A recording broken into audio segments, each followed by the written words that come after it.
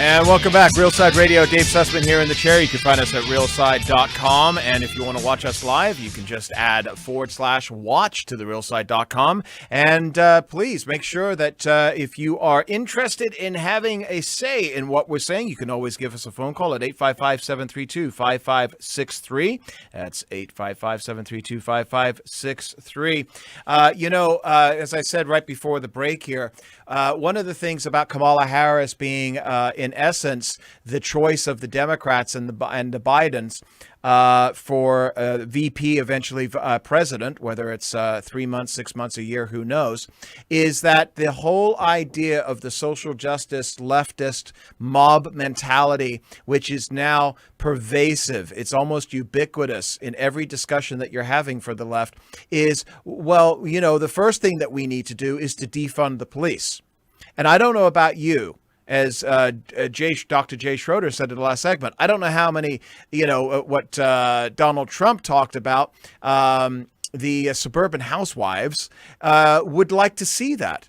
Well, let's talk with actually a police officer, in fact, a retired detective from the LAPD for 30 years. Moses Castillo is a decorated detective with the Los Angeles Police Department, and his career in law enforcement began, again, over 30 years ago. And we are delighted to have him and his perspective here at Realside. Welcome, Moses. How are you?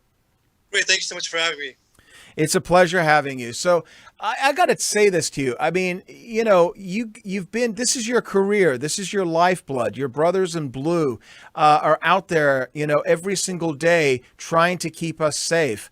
What has been your reaction first, kind of from a macro perspective, to this dialogue that we're now seeing from one of the two major American political parties about defund the cops? It's crazy. It is so absurd that I remember clearly it was a Friday evening during the civil unrest that was going on, and it was way out of control. It was chaotic. There was looting. There was burning buildings, arsonists, and it was awful. And then you began to hear the chants, defund LAPD, defund LAPD. That was a Friday evening. And then by Saturday, 12 noon, the mayor, Eric Garcetti, and the city council announced that they're going to do just that they're going to remove $150 million from the LAPD's budget. To me, more symbolically, it's a slap in the face to every men and women that puts on that uniform, not only to protect the Angelenos in our community, but they actually risk their lives day in, day out. And I just couldn't believe it. I just could not believe that they acted so quickly just to try to appease these evil doers. I just couldn't believe it.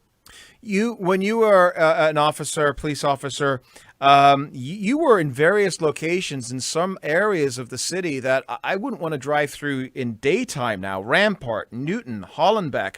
And I always laugh when I think of Rampart because as a child living in England, I used to watch Emergency. Remember the television show? And it was Rampart, right? And I never knew what that meant until I moved to LA. But so what are they? What's their end game here? Are they trying to turn everybody into social? Just therapists? Like social workers? Well, it's funny. When I came on the job back in October of '89 as a reserve, and then full-time as a sworn officer in November of '91, I learned early on that when you become a police officer, you're actually all that. You're a police officer, you're a social worker, you're a psychologist, you're all these things to the community, because sometimes you got to use, your words to counsel somebody. You got to use force to take somebody to jail. So you got to be all those things. So to me, it's kind of funny that now they actually want to take that away. But you show me a mentally ill individual that's armed, and you want to bring a social worker to that scene. It's not going to work. That social worker is going to end up calling 911 herself, and then we're going to have even more of a mess to begin with. I'll tell you one thing: when they want to use the term reimagining the police as well here locally, we've done many changes from the Ronnie King incident and the riots from 1992 and to today. There's been so many changes in a positive way that to just recoin it, just to appease people, it's already been happening. We've had some changes, and we could talk about that as well. But it just blows my mind that, to me, it's more of the spirit behind this reimagining, defunding. it's very demoralizing. The officers really feel betrayed. They feel demoralized. I was just looking at the stats for LAPD. The arrests are actually down year to date, almost 27% from year to date. The arrests are down. So that tells me that the police officers are not going to be proactive anymore. They're not going to be taking the initiative to. What does that mean? When a police officer sees a crime, you're legally bound to arrest. But what does that mean on the streets, though? Are you just not answering calls? Or are you just letting people go? Exactly. No. We're not letting people go. We'll wait. We'll make arrests when we have to, but we're not going to be proactive. We're not going to be looking out for those individuals that are committing crimes. We're going to be reactive. We'll respond to calls for service versus being proactive and doing police work. So that just tells me a lot. That 2 weeks ago they wanted the officers to go into this house party to shut it down because it was a large gathering and they were not. The one up in Bel Air. Exactly. Yeah, that made national news, didn't it? Yeah, and so there you go. There it is. That's police reimagined. You don't want us to go in there. It's not worth the risk because if the officers would have taken action and shut that thing down, it would have been chaotic. Unfortunately, later on, there was shots being fired. At that point, the police officers did respond, did enter, and unfortunately, somebody lost their life. But point being is, there's no way that someone nowadays is going to go in there to take care of business because it's not worth it. It's not worth the risk because we're going to be crucified for any misstep we make. So let me ask you this in our last 30 seconds before our first break together here, Moses. If that call was made originally when it should have been made, do you think that person would have been shot later in the night? It is quite possible because it turned out to be this was a gang party, and so obviously when you have gangs involved in guns, it would have happened regardless whether or not the police. All right. When you come back after the break, I really want to get your input from the standpoint of the global perspective of what we're seeing, of defund the police in all of these major metropolitan cities. And we're seeing crime go through the roof. You're seeing statistics where murder rates are up and violent crimes are up in cities like Los Angeles and New York, which is also following suit as well. And what does that mean should the left basically take power in 75 days from now and implement these ideological positions? Are we looking at a serious threat to our safety and our security? As taxpayers, we want security. That's what most people believe, is the cornerstone of a civilized society. So we've got Moses Castillo. He is a chief investigator, a decorated detective with the Los Angeles Police Department for 30 years. He will join us here right after the break. Dave Sussman here at Real Side Radio.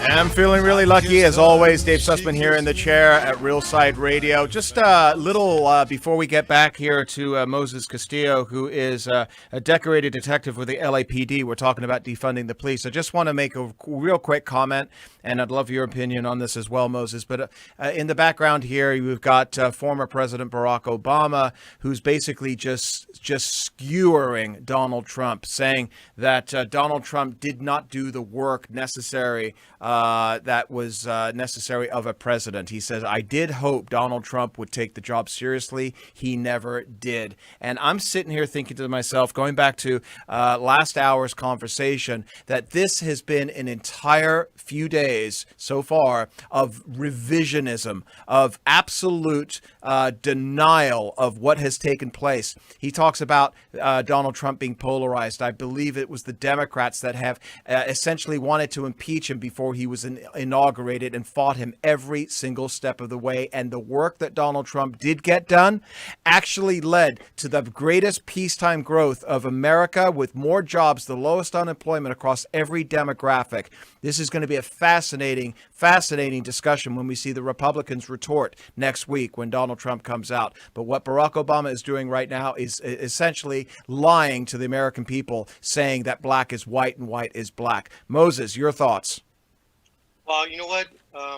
President Trump is the president that supports law enforcement 100%, and he's the one that's been more vocal about that.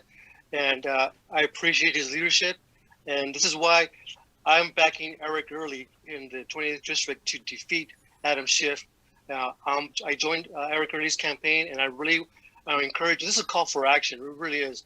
If our law enforcement officers out there are listening, you got to get involved. You got to vote. I do know that historically law enforcement officers don't vote. I know that because I used to be part of our league, our union, if you will. And when I would see the ballots come in for that, it was so minor, so low, the turnout, that I think that mirrors the voter turnout for that. So law enforcement, we gotta, we need each other. We need backup. We need help. We need to get to the polls, and we need to vote. And I would love nothing more than to impeach Adam Schiff and get him out of office. Yeah. And others, because you know what? It's time that the sleeping giant wakes up and call for action. And then President Trump has proven that he's a true leader, supports law enforcement, because the moment you go against law enforcement, you're actually going against the peace and security of our communities. Yeah, absolutely correct. And I had the good pleasure of briefly meeting you at Eric Early's surprise birthday party last week. And Eric Early, for folks around the country, he is running in California 28. That, again, is, as Moses just said, Adam Schiff's district. Yes, the Adam Schiff House Intelligence Committee. And so, when we take a look at the House, it isn't just about keeping the White House. It is about getting rid of Schiff and Nadler and, of course, Pelosi, who have done nothing in 4 years for this country, anything other than just trying to attack and tear down this president. And with the complicit media that's carrying their water, it's incredible how hard this president has worked and the things that he has got done. Could you imagine if he had a Congress that actually worked with him, not against him? We wouldn't be having discussions like defund the police. That is now mainstream. Black Lives Matter, a Marxist organization, is now mainstream. You again, as a decorated police officer and detective in LAPD for 30 years, I'm starting to read reports that there are a lot of police officers that are starting to think about, and maybe even are acting on, taking early retirement. What is you mentioned something about the morale in the force. What are you seeing? Well, absolutely. In LAPD specifically, right now, the way it stands, a lot of officers have over like 900 hours of sick time occurred in their payroll bank. Come January 1st of 2021, right now they only get 50 cents on the dollar if they were to retire now. But on January, the beginning of the year, that's going to be 100% pay. So a lot of them are just waiting for that to kick in, because if it wasn't for that, I guarantee you, many of them would have already retired already. But that's a good chunk of change. So they're going to wait for the beginning of the year, and that's going to be a massive exodus from our department, I guarantee you, because that's a lot of money that the city. So talk about defunding. We're going to defund ourselves, and we're going to make the city pay us. So then we're going to say goodbye, and then let's see if you could good luck recruiting new officers to take this job, because who's going to want to take a job where you're not supported by the leadership, failed leadership? You're putting your life at risk for others, and the pay is okay, but it doesn't nowadays. It's not worth the risk with all the crucifixions that we get from the media, from the left. It's not worth it anymore. So, like for instance, my son, he's a 20-year-old. When he turned 20 and a half, he was eligible to to apply to be a police officer. And when this civil unrest hit, he said, "You know what? I changed my mind. I'm not going to do it." So our sons are the same age. I wouldn't want my son. I wouldn't want my oldest. He's 20 and a half. I wouldn't want him anywhere close to law enforcement right now. It would be scary as a parent. Oh, absolutely. Not only is it scary, but it's not even worth it. Why live a life where you're not going to be appreciated, and you're not going to be supported by your leadership? Yeah. So what does this look like? Okay, let's say, because we know what it looks like in LA. We know what it looks like in New York. These are deep, deep blue cities. San Francisco, the same thing. Minneapolis, another city. Very similar situation. St. Louis as well. What is their end game here? They say reimagining. What is this, Walt Disney World? I feel like they are literally children. And the children have taken over with their the ideology, and they don't realize that.